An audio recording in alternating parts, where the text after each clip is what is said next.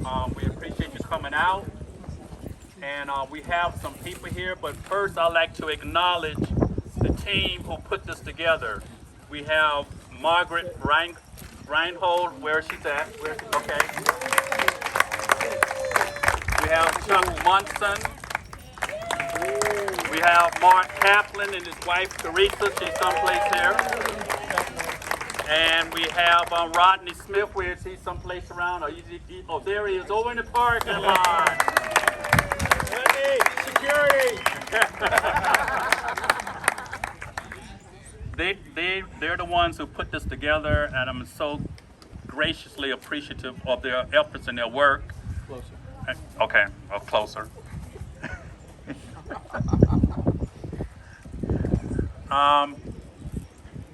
We have a couple of people here to speak to you. I know both of these individuals a very long time, and we're going to start, I guess, with Stephanie? Sure. Yep. Yeah. Oh, we're going to start the board person who? I didn't have the... Melissa Jefferson. Melissa. From the town of Colony. From the town of Colony. Okay. Melissa Jefferson. She brought her dog. And she brought a dog.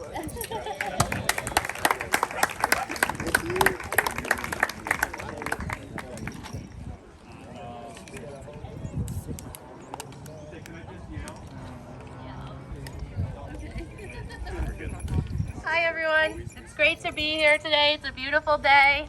Congratulations on having this walk. It looks like it's going to be a successful event. I brought my dog because I never walk alone. He is my best friend and my confidant, so I am so happy to be here and to be able to show my friendship and hopefully inspire others. So thank you for having me and enjoy the walk. Thanks, Melissa.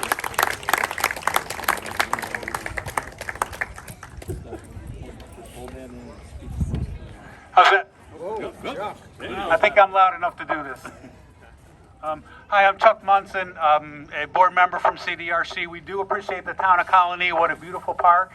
We're so grateful for that opportunity to use it today and for the weather.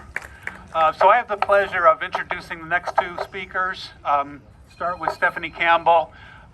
We in this community have known her since about, well, probably before, but certainly in 2015 when she became involved in Friends of Recovery for New York. During that time, so much has changed. There's been such awareness built around recovery, looking at the positive side of that, and Stephanie lives that. I had the pleasure of spending a long day with Stephanie a couple of years ago. Her phone never stops ringing. She is always setting people up for treatment, for the support that they need, and she does that on an individual level and on a systems level. And so it's my pleasure, and I thank Stephanie very much for joining us. Stephanie Campbell, she's the Ombudsman for New York State Oasis.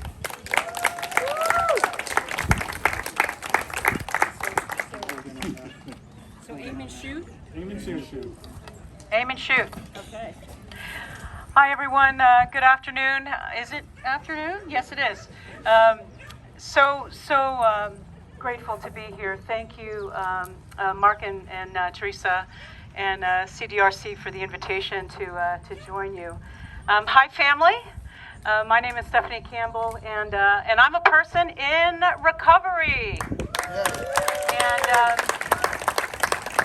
And what that means for me is somewhere in 1989, someone reached out to me when I was in the gutter, living on the streets of New York City, handed me some of their hope, and it saved my life.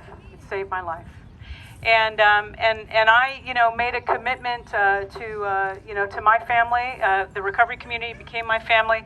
That every day I'm given the gift of being on this planet is a day that I'm blessed and honored to help those who like I was helped, and that's an honor and a privilege. In 1987, a group of crazy LGBTQ plus A advocates started a campaign in New York City, and they started putting these stickers up all over the city, and those stickers said "Silence equals death," and there was a pink triangle that those advocates reincorporated from the Nazi regime to stand up and speak out on behalf, to break the stigma around HIV/AIDS.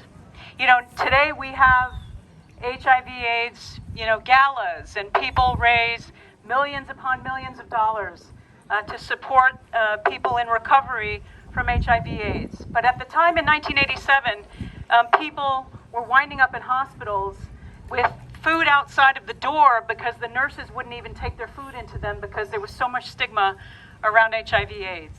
And today, you know, because of those advocates, the FDA approved drugs, they approved treatment, you know, the advocates got recovery support services, including housing for people in recovery from HIV/AIDS. And we're seeing, because of your advocacy, a similar shift in the way that addiction is viewed and the way that we view ourselves. You know, we no longer hide our heads in shame. As family members, you know, because of the family members and their advocacy, those who've lost loved ones, you know, I just want to say a moment, a prayer for Nico and his family who lost Michael last night, and for all of the families who've lost loved ones who succumbed to this illness. Because of your advocacy, people like me get to live. And I have a debt of gratitude to you. So keep walking, keep standing up for recovery, and really looking forward to continuing this journey with you. Thank you so much.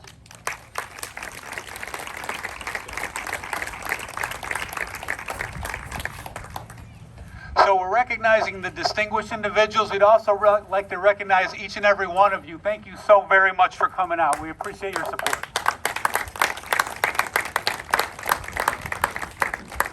Next individual is someone that I worked with for about 12 years. Many of you know Rob Kent. He worked for the Office of Alcoholism and Substance Abuse Services for that amount of time. He has become a voice for the recovery community. He has become a voice for reinventing the treatment system to be more responsive to the needs of individuals.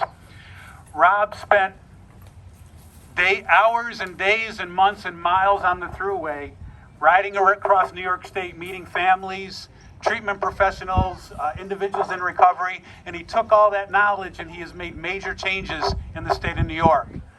Now the president has decided that Rob can make those changes for the entire country. So Rob is the general counsel for the Federal Office of National Drug Control Policy. He actually kind of lives in Washington, D.C. already, but somebody decided he needed to be here today with us before he moves. So it's my pleasure to introduce my friend, my former boss, my colleague, Rob Kent.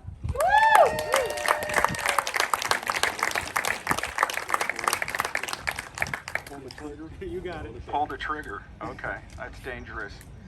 Actually, I'm still living in New York. I own 2 homes, though, so my wife is very thrilled. She's sitting behind me. We own a home in Virginia and a home here in New York until the end of June. And then I'm down in Washington. So, but I'm working remotely. I'm doing my job, what I would say. So it's just virtually.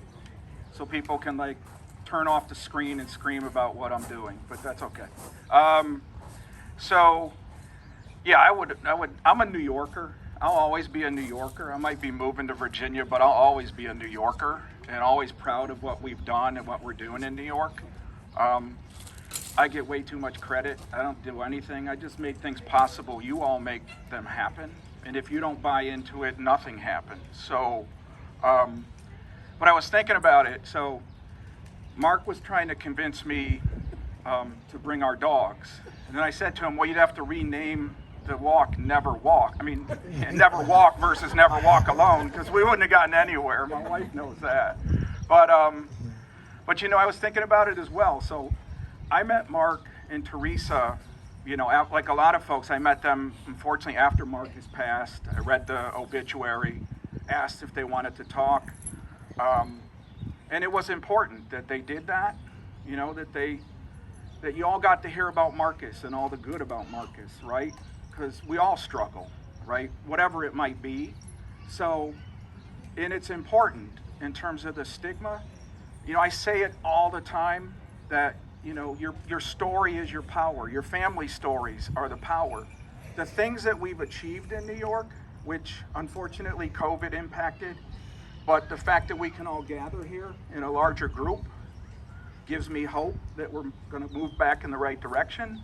So keep telling those stories. You end stigma. Like I say to people all the time, the way you end things is you hit people right between the eyeballs. You don't be ashamed of it.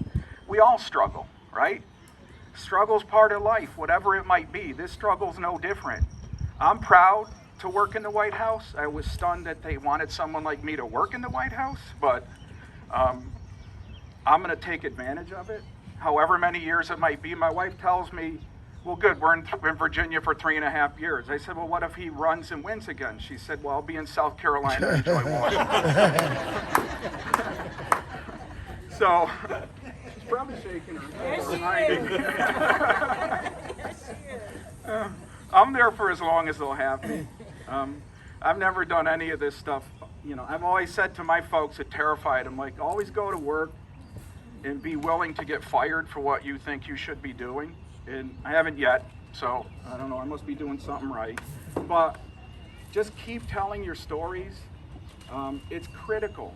The way you break this stigma is by gathering in these kinds of events, pushing all the policy changes we've made and can make, and we're already at it. You know, the president's invested billions of dollars already in addiction treatment and mental health, and more's coming. And just know, right, he's a family member. His son Hunter just wrote his book. He talks about what he struggled. But what you should read if you read that book, and I'm not hawking his book, so don't, but he talks about how his dad and his mom were always there for him, right? There's no right way, but that should tell you something about what you need to know about Joe Biden. He understands this, you know, so I have great hope that we're all together, and we can walk, and hopefully it doesn't rain on us. And I have hope for where we're going, but you need to push. You need to keep pushing people if you want these things to happen. It ain't just because of people like me, I guarantee you. It's because of people like you. So for those of you in recovery, for those, you know, the family members who've suffered loss, God bless you all for being here. Keep fighting the good fight. Know that somebody like me is in Washington fighting with you. Thank you for having me. God bless you all.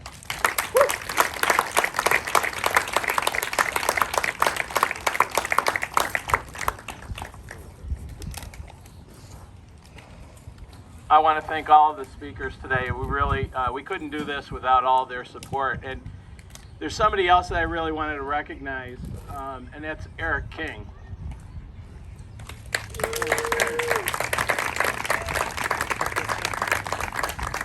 Eric is not only somebody who has suffered the same losses that we've lost. He's lost his son and a daughter to addiction. And I just wanted to make sure that you understand that his generosity and his servant's heart has caused him to feel the need to match every donation and all the money that we've raised here at this first annual walk. And he is a friend of all of us. And that's really important because we can't do it without that kind of support. But he's not here because he wants to help us with the financial end of it. He's emotionally invested in this too, and I know because he's a friend. And Eric, we love you. Thank you.